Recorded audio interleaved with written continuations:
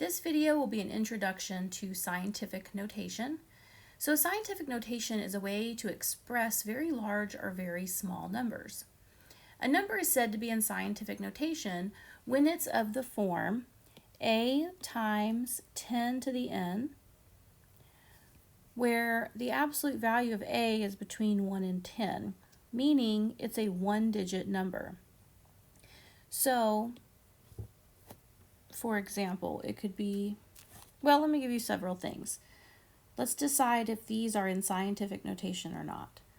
So the first one I will tell you is,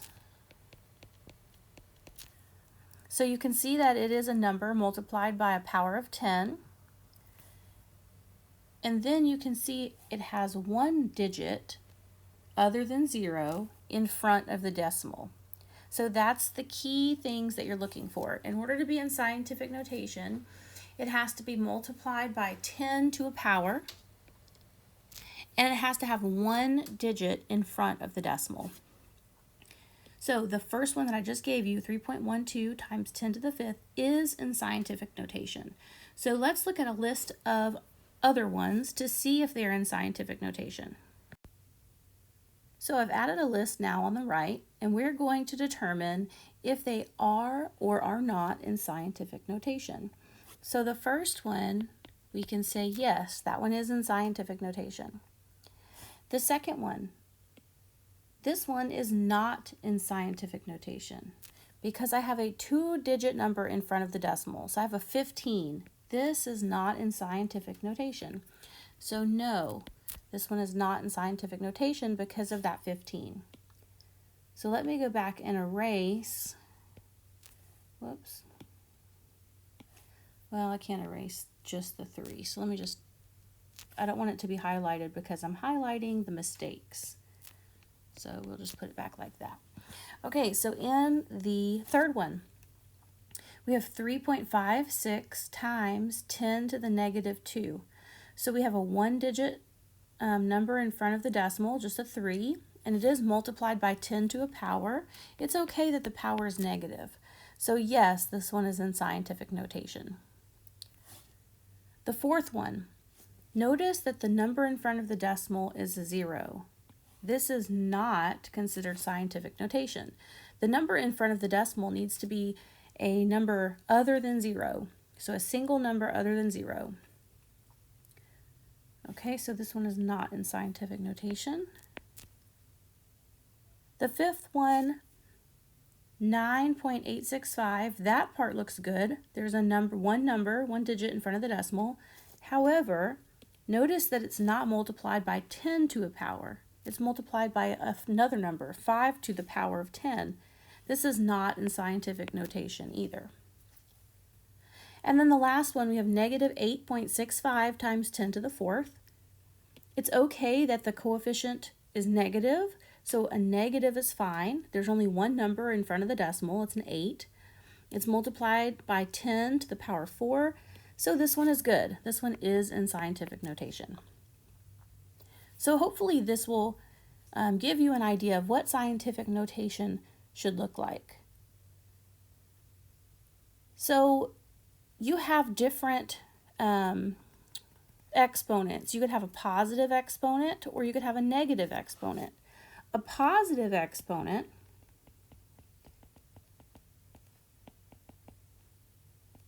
means you're going to have a large number. Okay, for example, 36 million could be translated into scientific notation with a positive exponent. This would be 3.6 times 10 to the power 7. And we'll talk about how to do that in just a minute. A negative exponent means you're going to have a small number. So a number less than 1. You're going to have a decimal. So an example might be 0.00000036. Oh, I don't want to do the same numbers. Let's do 39. So this one would be 3.0 7.9 times 10, 1, 2, 3, 4, 5, 6, to the negative 6th power. So your exponent's sign indicates the size of the number, not if the number is positive or negative. In both of these examples, the numbers were positive. I had a positive 36 million and a positive 0.0000039. They're both positive numbers. So the exponent sign lets you know the size of the number you're dealing with, not if it's positive or negative.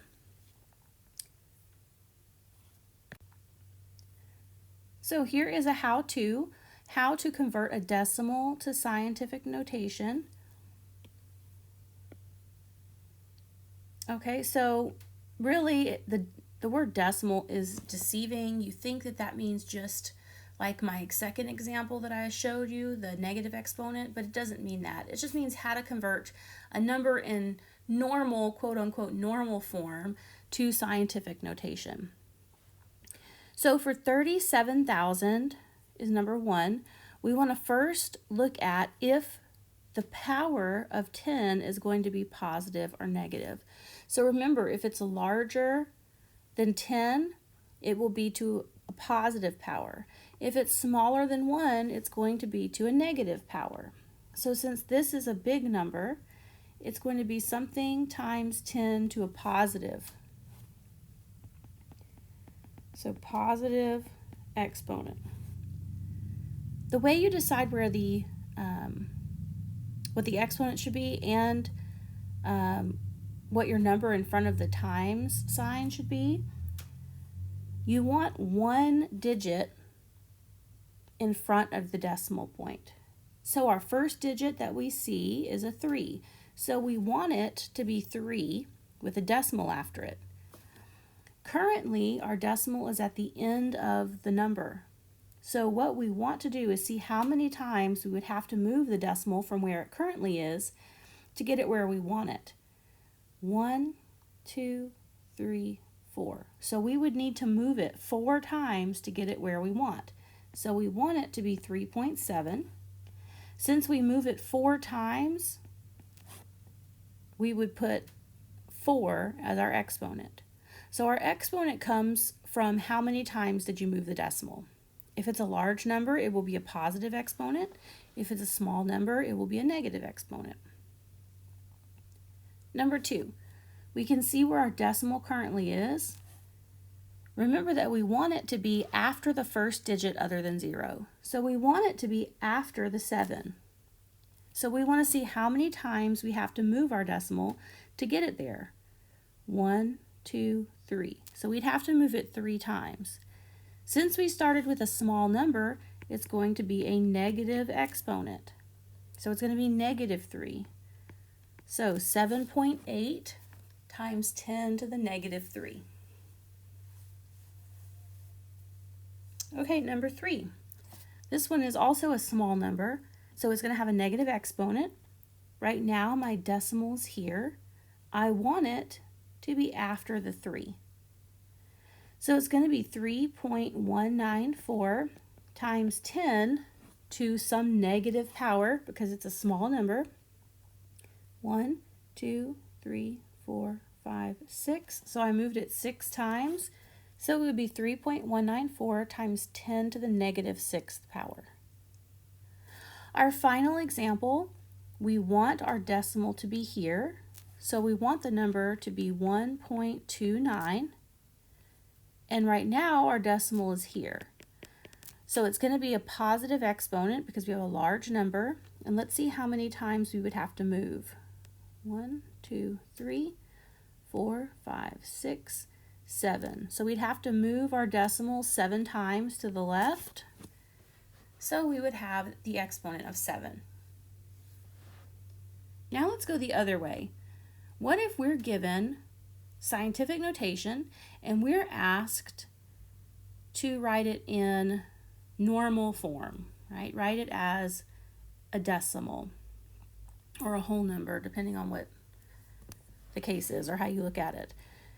So what we want to do here is we have our decimal, 6.2. 6.2. And we're going to move the decimal the number of times that the exponent says to. If it's a positive exponent, you want the number to be large, so you're going to move the decimal to the right. So for positive exponents, move decimal to the right. So we start here, we would move it 3 times. 1, 2, 3. Notice that I have these 2 dips where I counted that I don't have any values. I need to fill in with zeros. So my answer here would be 6,200. Let's look at number 6. We have 8.9. I want to move my decimal 5 times, and since it's a negative, this means I'm going to have a small number. So this means move decimal to the left. So I'm going to move the decimal to the left 5 times. So 1, 2, 3, 4, 5. So now my decimal is going to be here. All these dips with nothing there, I have to put placeholders of 0. So my number is going to be point. Notice I have 4 zeros, 0, 0, 0, 8, 9.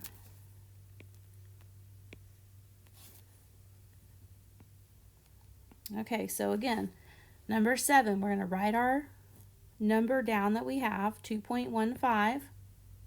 It's a negative exponent, so we want to move to the left because we want the number to be smaller than 1. So we would move it to the left, 1, 2.